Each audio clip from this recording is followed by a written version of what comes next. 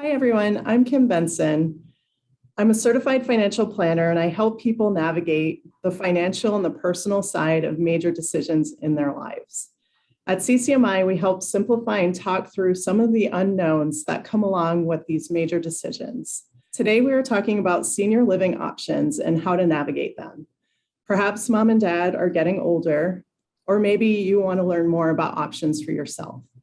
I've invited Brenda-Lee Smith, who is a nurse by trade and has formed her own business, which provides resources and housing consultation to optimize the quality of life for seniors as they make these decisions.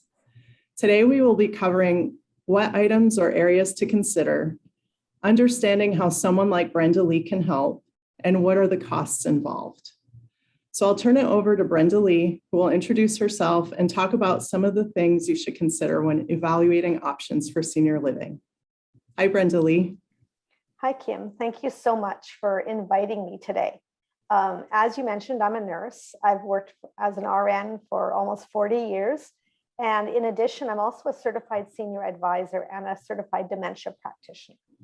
As such, I decided to start my company because I really wanted to work with seniors to help them optimize their quality of life as they went through the transitions of aging. So housing is often an issue and a concern for my clients. As we age, we've changed the homes we live in consistently. We don't live where we did as a child or when we were in college, or even as we started our professions. But somehow we think that when we retire, we don't have to go through any more transitions and we're going to stay there for the rest of our life. Home is something that changes based on our needs. Sometimes we can stay in the traditional family home, and other times we need to make a choice and find something else that better meets our needs. We have several things that we would like to consider when we are looking at our needs and the transitions of aging. Housing is one of them. However, we don't want to start just by looking at our housing. What we want to do is we want to start by looking at what our needs are. So sitting down and having a good interview to identify those needs allows us to then identify what our options are and how to meet those options. That allows my clients to make a decision based on needs, not based on just emotion, although emotion is important and how we feel is important about the situation, about the place that we live. It has to feel like our home. So let's evaluate our needs. It might be things like, it might be financial. It may be that staying in our traditional home and bringing in home care has become too costly. It may be that our home has too many modifications required to allow it to meet our needs. The other things that we want to look at are things like the more subjective things, like personality or interests or socialization. One of the negative things that I saw during COVID was that a lot of my clients had become very isolated in their homes and they weren't having the interaction that was needed. And that was actually negatively impacting their cognition. And I was seeing a much faster progression towards maybe mild cognitive impairment and things like that. I work with clients everywhere from independent all the way to the most advanced of care needs. I have a lady right now who I will actually be picking up this afternoon to tour, and she flew in from Florida yesterday. Her son lives here, and she's still very independent, but she's looking at moving all the way from Florida to California and trying to decide what the right match is for who she is. We talked about several factors, such as her financial situation, her interests, and the social isolation that she's going to experience when she moves, because although she will have her son, he's a physician and works long hours, and she needs to have other people to interact with. So with her, we talked about the interests she has and finding a very vibrant, independent community that would meet those needs. Some communities do that and others do not. And so for me to be able to have been to these places, to understand who they are and what they do, allows me to downsize the list I give her from the almost 1,000 different senior living options in the county down to 2 or 3 that we're going to be looking at today. For those people who reach out to you, do they often start with trying to do Google searches, or how do you help them make this decision? Yes, often often the families have already started the process, or one person in the family is doing it for somebody else. And it can make it challenging because they start to get phone calls from everything or everybody. And of course, what we find online, it's not that they're not being truthful with us, but we don't see all the facts. And so an online search is a great initial screening. However, the ability to really know the ins and outs, for example, of the care that is provided, the community is going to say that it can provide the care, even if it may not be the best place for that care. So it's not that they can't do it, it's that maybe it's not the best option for them. So an online search, I don't usually suggest. It does a few things that can be negative, but it can be, I do want to say it can have positive things. The negatives can be that you end up on some SEO website where they start sending out your name to everybody with your phone number, and you'll get 15, 50, 100 phone calls from different communities. The other downside would be that we tend to look at the amenities and how beautiful it is and the little script that they write about who they are, but we can't have that in-depth conversation about, you know, my mom is a diabetic and she has insulin, but she needs to have insulin 4 times a day, and that's why we need this level of nursing care, etc. So those sorts of ins and outs they don't provide online. You also talked about accreditations in one of our conversations previously. Can you talk a little more about that? Sure. So the state of California licenses senior living communities that provide personal care services. Those that provide independent services are not licensed by the state.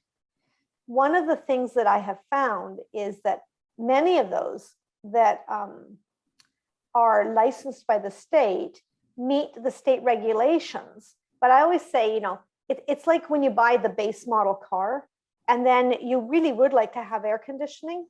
It's kind of like that with the regulations by the state. They can meet their state regulations and be licensed, but really the care level that I'm looking for and the level of professionalism and ability is more around here for my clients, because what is down here may not provide nighttime care. They're not required to have certain levels of activity or socialization or interaction, or even some basic amenities.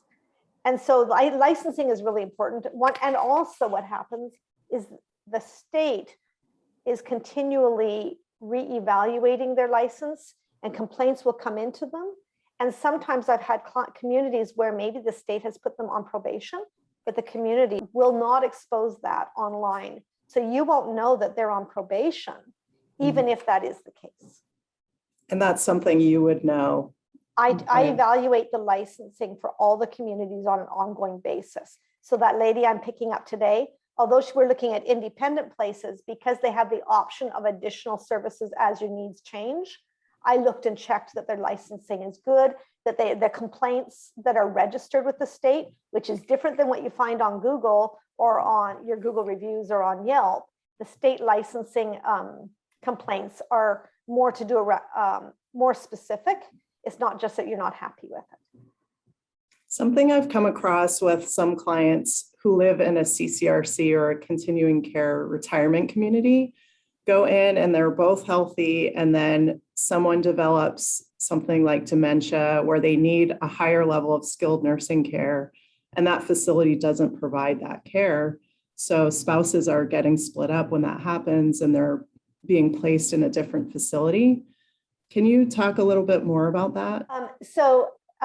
It is true. There's many different styles of senior living communities, and CCRC is one style of community. They are the style where you buy in with a large fee, and then you're tied into a contract long-term, and then you continue to pay a monthly fee. There's upsides and downsides to a CCRC. I'm going to touch briefly on both because I think it's important people understand what's both sides of the implications.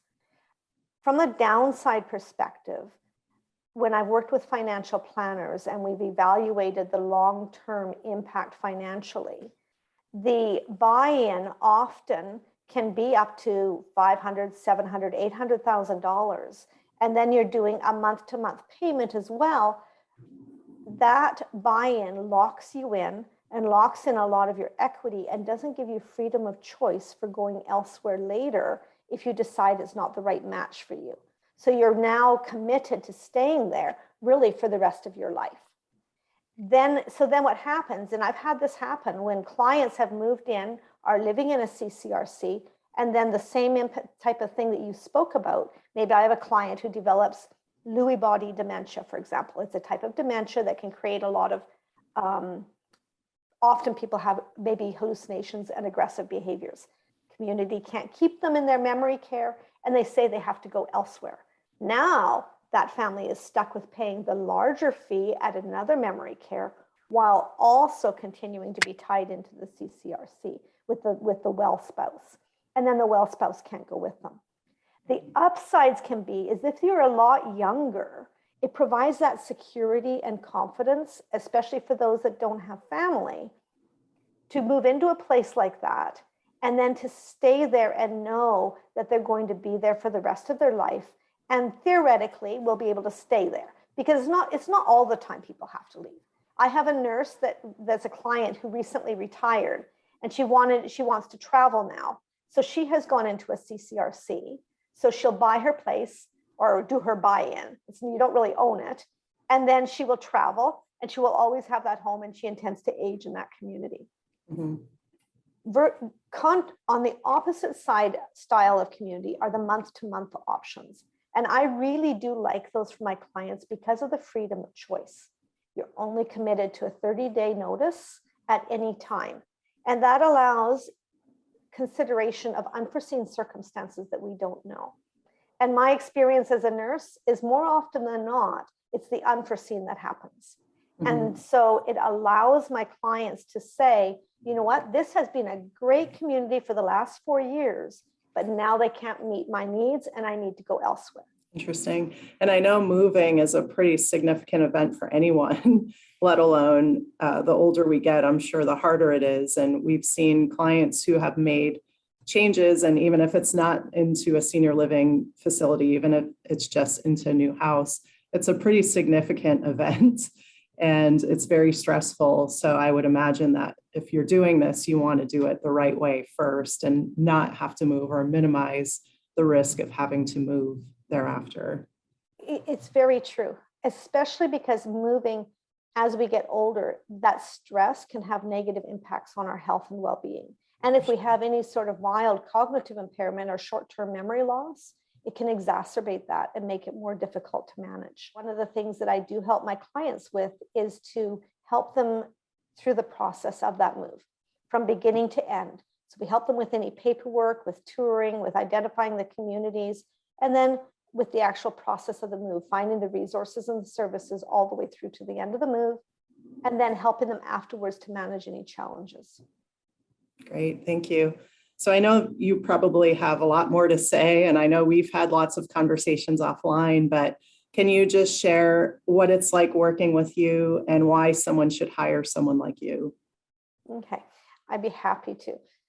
As I mentioned, there's a lot of communities out there. It is very easy to go online and to pick one because it looks good, but to really understand the needs of our person, our loved one, and then to select a location that meets those needs is very important. Otherwise, the move is not going to be successful.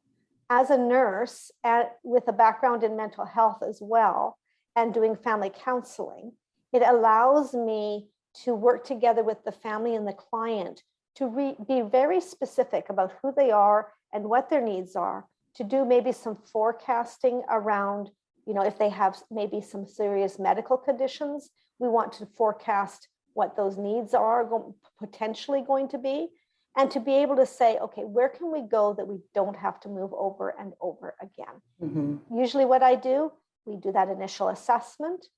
I send usually an email with 3 or 4 recommendations of options for living based on that assessment.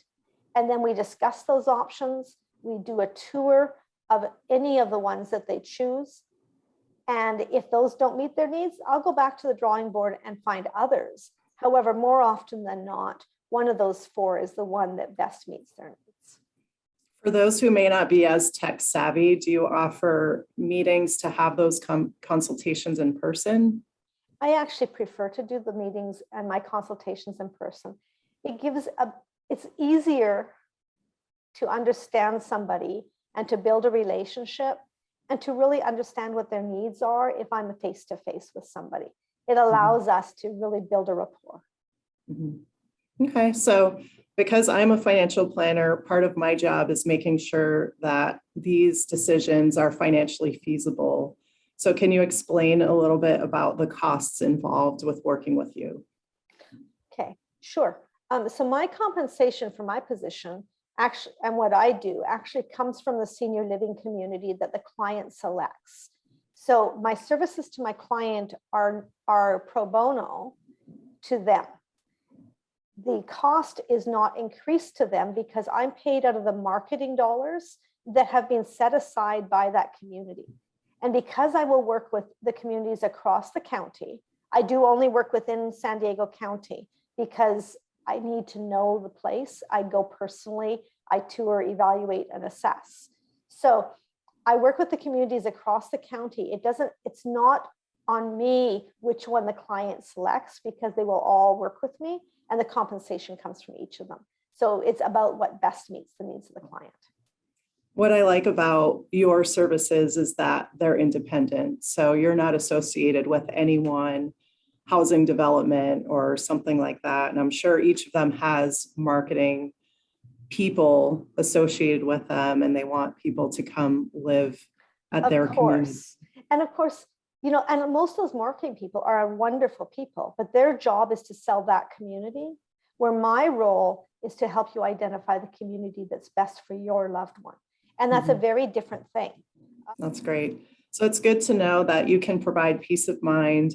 It comes at no cost to the clients that work with you, and you can help them find the best place for them based on what's going on in their lives. Thank you. Yes, exactly. Yeah. Exactly. And I love working with financial planners because my clients that are doing that, they have the best understanding of what their abilities are on a sustainable basis. The last thing I want is to help a client move into a place where they can't stay.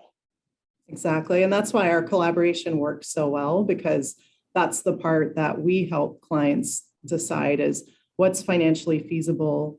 We also look at what's best for them based on what's going on in everyone's lives, because we all know there's a personal side to all the decisions that we make. And we want to sleep well at night and make sure to address the things that are keeping us awake at night. And this is one area where I know I think about, and I have some experience with clients who have been placed in various facilities, and I always want to learn more. And there's just so much to know. So that's why I leave it to the experts and I leave it to someone like you. And so I really appreciate what you do and the services that you provide. Thanks, Kim. That's mutual. I appreciate it. All right. So that's all we have for today. And there's a lot more where that comes from. And I appreciate your time, Brenda-Lee. And if anyone has any questions for either me or Brenda-Lee, feel free to reach out. We'll have our contact information after this video. Thank you. Thanks so much.